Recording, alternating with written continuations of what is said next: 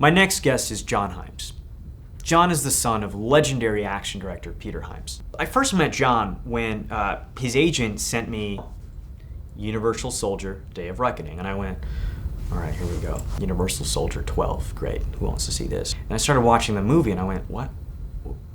Hold up, this is like way better than it has any right to be. Like, who, what? I want to meet this dude, this is cool. And I meet him and he's like this, you know, the kind of dude that I'd be scared of hanging with when I was younger, and now I kind of have around me so that when people make fun of me, they'd stop. John's gonna talk about how he would remake one of my favorite films of all time, Walter Hill's The Warriors.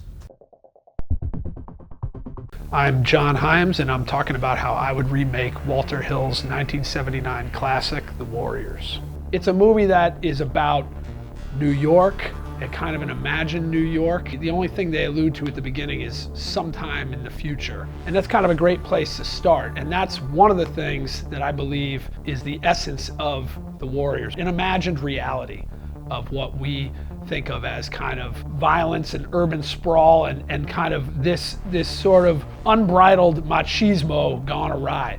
The idea of remaking The Warriors is something that I've always wanted to see because it has some of the essential elements that call for a remake. Because I don't believe every movie should be remade. There's some movies that just are so great that they should not be remade, and there's some movies that are okay but they still should not be remade.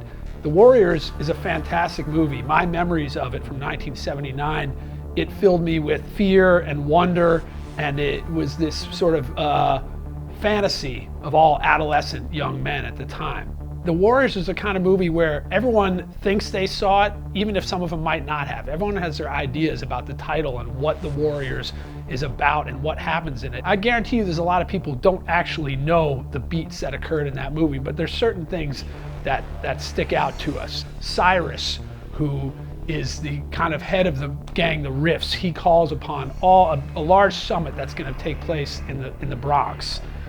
The Riffs are the toughest gang in New York City, and they're sort of like almost like an African-American kung fu gang, sort of a Wu-Tang Clan type of gang. Cyrus is sort of the prophet, and he's in the Warriors, in the 79 Warriors, calling for this big ceasefire, and he's calling for all the gangs to kind of come together and group together against the man. The movie The Warriors was actually based on a book, and both of them share that same idea, that the gang should all come together and fight against the man, which is government, whatever, what have you. In that opening scene, the Warriors are among many of the gangs that travel to the Bronx to watch this summit, and there is a character named Luther, played by David Patrick Kelly, who not coincidentally plays Luther in another Walter Hill movie. Luther kills Cyrus in the middle of his speech. He shoots him and pins it on the Warriors. And the rest of the movie is the Warriors have to get back to Coney Island while all these gangs are after them, and they have to kind of fight their way through the gangs. Now that is really the basic plot, and as far as I'm concerned, that's all you would really need to honor in a remake of The Warriors, is essentially the idea that this character Cyrus is killed and the Warriors must return to Coney Island and have to fight their way through gangs. When I think about remakes, I think one of the best remakes I've seen maybe ever, and certainly I think relates closely to something like The Warriors, is Zack Snyder's Dawn of the Dead. He took the basic concept of a zombie apocalypse that kind of funnels our protagonists into a shopping mall. They have to try to survive. And that's really where the similarities end. He basically took a movie that was very much of its time, but he made his own movie about it. He had fast moving zombies. You know, his protagonist was a woman. I mean, the whole movie kind of went in a different direction. That's what The Warriors should be about, because what I loved about The Warriors, let's take 1979 as the year that movie came out. And I think about London in the 1970s. If you walk down the King's Road in London in the 70s, there was a bunch of different gangs. Not gangs like we think about in the United States of Bloods and Crips. The gangs there were the Mods, that were featured in Quadrophenia, the Teddy Boys, which were kind of dressed up like preppy guys, the Rockers, which were essentially became punk rockers.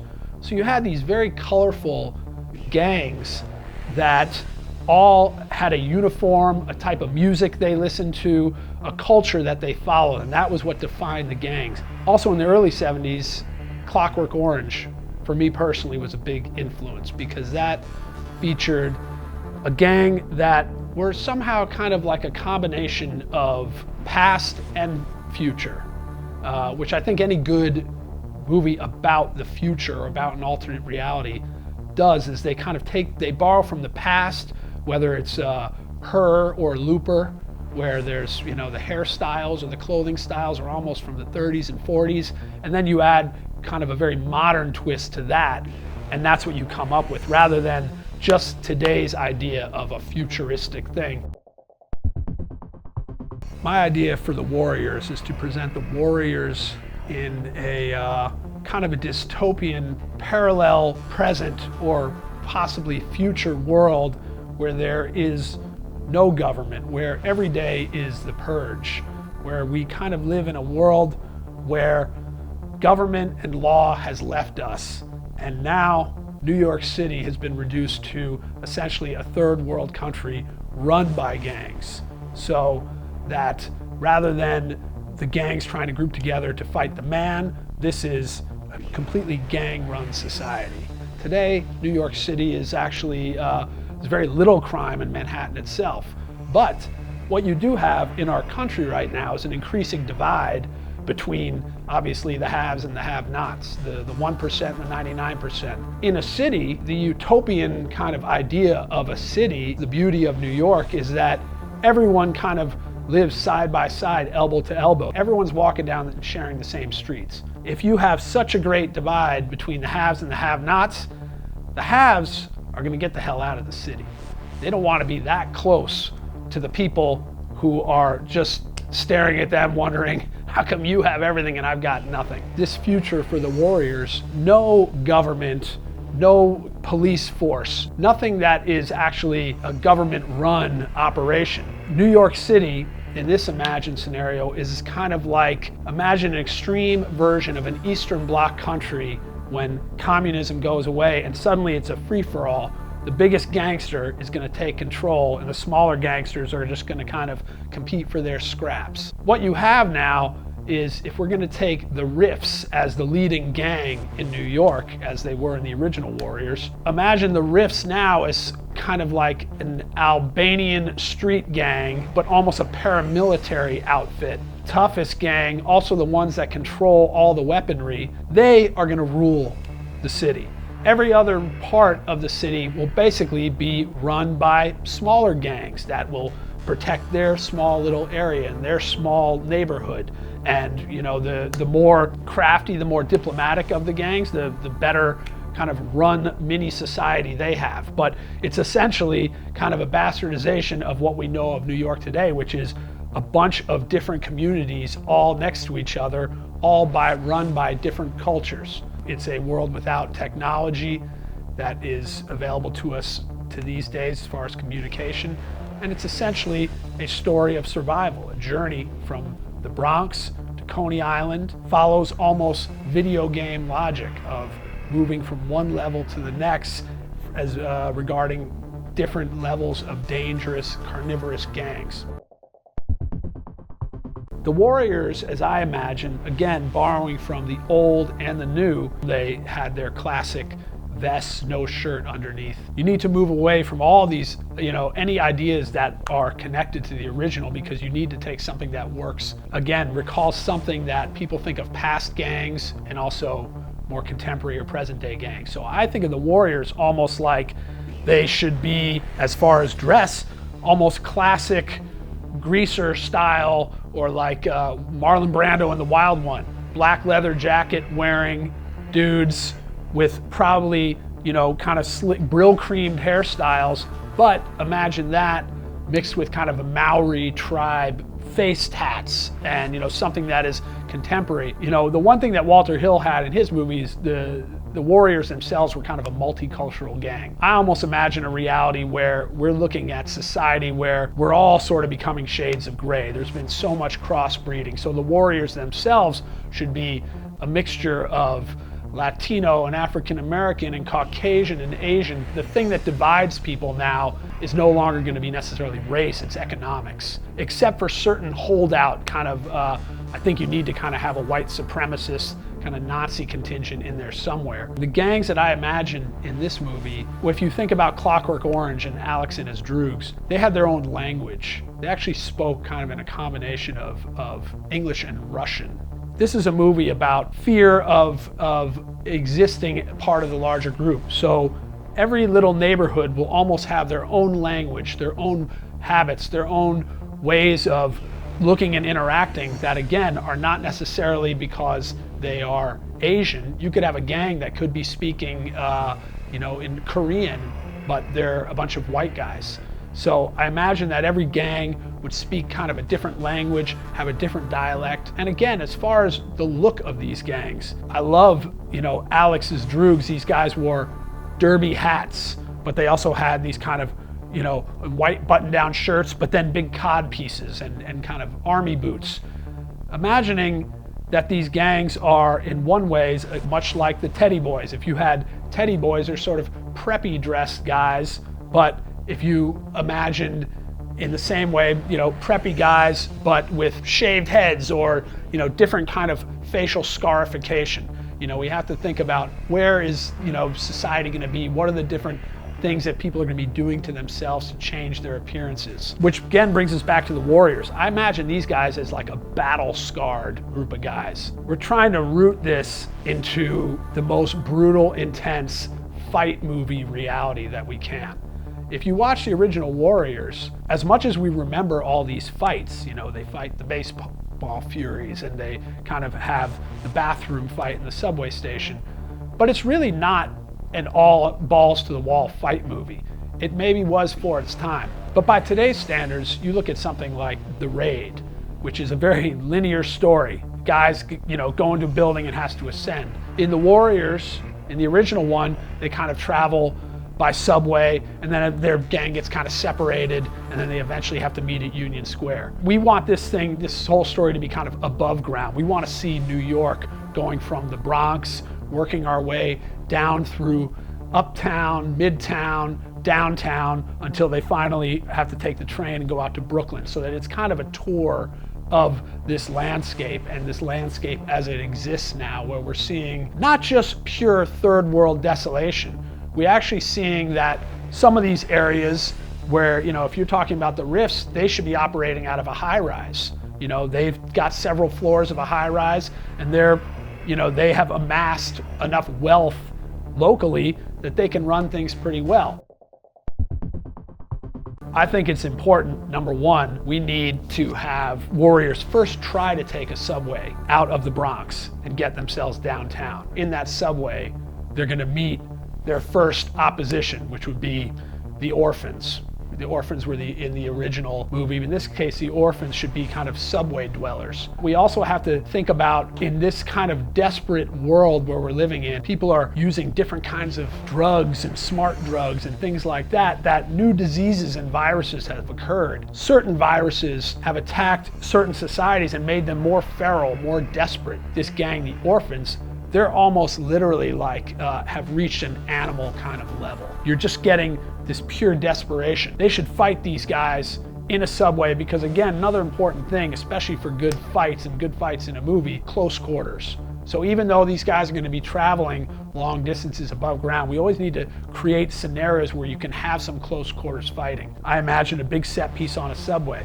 I imagine a set piece in an Art Deco style building like the Brill Building, where they try to hide out in this building and are ambushed in there, and you again have the intensity and fear of traveling corridors and hallways and having to fight guys in these kind of abandoned offices that have been set up. The climax has to be where the Warriors have to kind of hijack a bus, a fast-moving guys on a bus, kind of a Mad Max situation where you have motorcycles and vehicles all surrounding this bus, where you have a fight that's taking place, people throwing stuff at windows, climbing on the bus, but actually boarding the bus. So you have a fight inside as well as one outside until they can get to the Union Square station and travel back to Coney Island. we need to have a character of Mercy. She was the girlfriend of the leader of the orphans, and she kind of tests the manhood of of the leader of the orphans. And then she ends up tagging along with them. She needs to represent the idea that in order to survive, there has to actually be this spirit of trying to help others. That the communal idea that Cyrus was trying to speak to, the idea that in order for that gang, the Rifts, to properly control this city, they need to reach out to everyone, because those people will always be pissed off and rise up and be attacking you and fighting and attacking each other. Many leaders who've spoken out for peace were the ones that end up dying. That's what Cyrus has to represent. What has put society where it exists in this story is fear. People fearing, distrusting one another. The only kind of characters that I think are incredibly important is Swan, the de facto leader of the warriors. Much more measured guy, more level-headed. He's kind of the Michael Corleone to Ajax, who's kind of Sonny Corleone. All kind of aggression, distrust. Everyone kind of trying to assert their manhood, be powerful and dominant in a world where you're stripped of all your power. So the only kind of power comes from physical domination and psychological domination of others, rather than doing what is the only way for any society to actually work, which is people to kind of step back, delegate, work with others, trust others. In the original Warriors, Ajax kind of goes because he tries to pick up a girl in the park, and she turns out to be a cop. She cuffs him to the bench, and he ends up disappearing from the story. He needs to disappear from the story. However, obviously this isn't really a world with cops. This is a world where it just has enforcers, gang enforcers. It's important that in this story, some of the warriors have to die. I'm not going to say you're going to end up with one by the end, but we need to lose several along the way. When we see another gang, it's not just like they're going to start punching each other and hit walls and then, bang into the wall and then everyone walks away. Everyone's got to be fighting for their life. If you're in someone else's territory, they're going to try and kill you. And if you're left behind, we may never see you again, but we know that guy didn't survive. Which brings me back to the character of Mercy. We need to have this young woman basically represents dead weight on their journey to get back to Coney Island. But we need Swan to do this out of compassion. Even if he can't express this compassion, even if it's totally hidden under a really, really tough, gruff, hard-ass exterior, because he knows as much as it took a lot for her to survive on these streets just to be alive, he knows that her fate in the wrong hands with the wrong gang is going to be a bad one. If you want to make a movie or tell a story about hope, you create a very hopeless situation. That's what the Mercy character should represent. The women in the Warriors are all kind of, let's just say they're not the idea of a modern woman that we imagine. This guy, Swan, sees that I need to do something. I need to think outside of myself. This is not just about protecting my own ass. I need to help this individual here. That's part of their journey, and that's part of their heroic journey. The Warriors are the heroic group of guys. I mean, that's the one thing that Hill made sure of. One thing that's important in this world is we have to imagine a world decidedly analog. We have to assume that the internet is something that is closed off. I don't want to see smartphones, and I don't want to think about where smartphones are going to be. I don't want people texting each other and communicating that way. I want communication to be difficult. You could easily have cleared up the mess in the Warriors with, Twitter, or maybe perhaps payphones. Payphones were great for movies, and cell phones have kind of been a bit of a drag for movies. You always have to have your protagonist lose his cell phone to make it interesting. Basically, if you are, uptown and you got to get to Coney Island, you can't easily contact your buddies and have them come and pick you up. We need that journey to be difficult. In terms of design, overall design, like I say, it has to be this mixture of old and new. You can have certain gangs that are dressed like something out of the Middle Ages. We really need to represent the idea that when a technology-based society kind of crumbles, people are going to be reaching out to different periods in time, trying to hang on to some idea of something that is lasting, something that gives them comfort. I like the idea of the aesthetics of the movie being really like a mishmash of different time periods, kind of retrofitting old things with very modern things. Now, the one thing that everyone remembers in The Warriors is the baseball furies. It certainly struck me the most when I was a little kid seeing that movie, and it's the kind of the most iconic part of the movie. And yet, I think that to properly remake the movie is to not recreate the baseball furies. You have to recreate something that can conjure the idea that the baseball furies conjured. Because, I mean, you look at the movie now, there's a gang of guys like wearing denim overalls, and they're on roller skates, and there's a gang of guys that look like mimes. Now, at the time, it was just kind of seen futuristic and weird. By today's standards, you have to kind of look at it differently.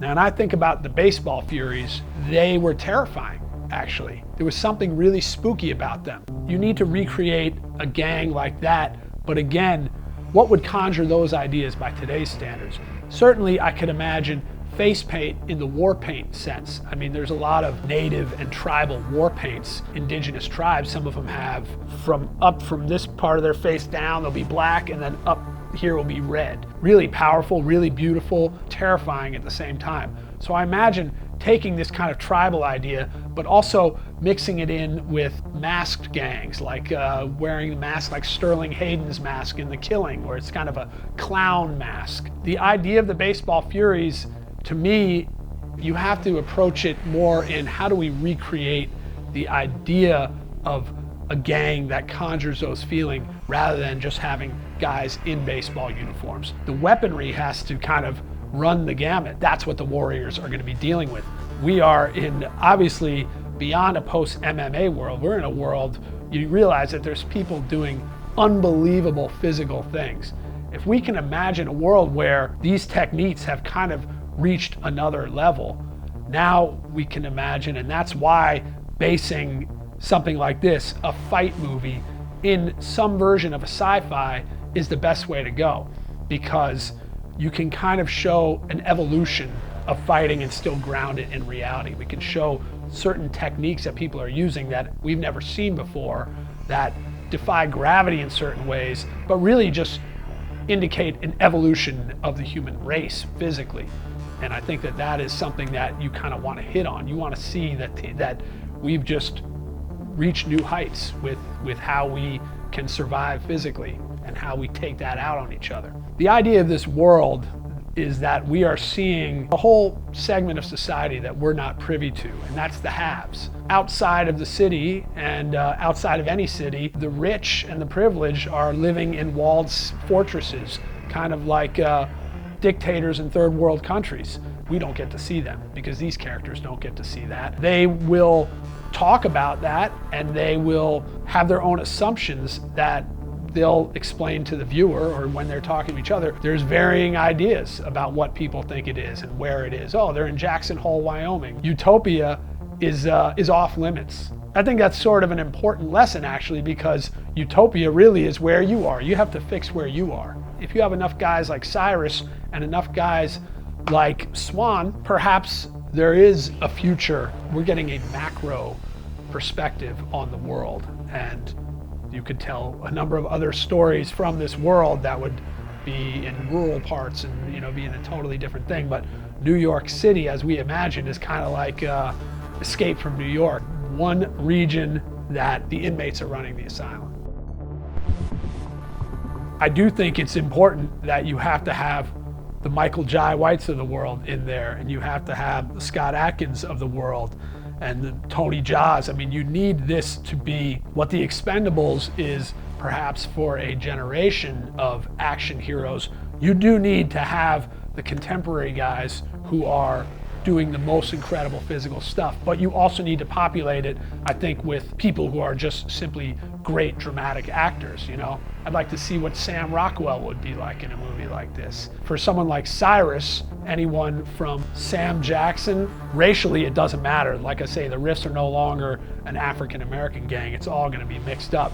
So I think racially you can put anyone in any place. Guys like Sam Worthington are proving to me that they can bring some of that hard-ass essence. You really can't do any better than Tom Hardy when it comes to kind of a leader type of Swan type character, I imagine a Tom Hardy. And I'm talking Tom Hardy in Bronson. This is a guy who is, you know, a contemporary sort of Brando figure. For Mercy, someone like an Elizabeth Olsen type character. You know, something very delicate about her, and she's proved from the genre movies that she does that she can handle kind of a lot of non-verbal performing, also a lot of hectic kind of horror performance. Rather than representing just kind of gruff hardness, she has to represent hope, as I said. The Warriors didn't kind of needlessly, they didn't kill people. The book, The Warriors, they do commit kind of a senseless murder. They are a little more like Alex and his droogs. I like where Hill went with that, and we need to retain kind of the idea of the Warriors and the code that they live by. What if Tarantino made a Batman movie? They don't just exist in some writer's head. They're a little too out there. If you'd like me to keep making more, please share this with all your friends. I hope you enjoy them.